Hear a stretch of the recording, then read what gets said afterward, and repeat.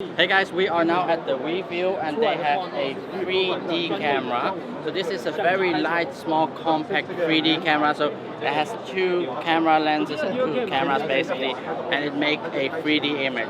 So this is an interesting concept. I'm not quite sure how much people are interested in 3D, but it can be maybe an interesting trend to see like small, compact 3D cameras. So also it's visible with this Weeview glasses, which you can actually mount on top of your phone and just look at it, and you can see that the flower or the image pops out in 3D. However, because it doesn't really have like anything surrounding it, you do see quite a lot of reflections. But yeah, it's quite interesting. They also have a gimbal here mounted with the Weeview. So a 3D walk around makes interesting, maybe seeing more like VR, like walking shots.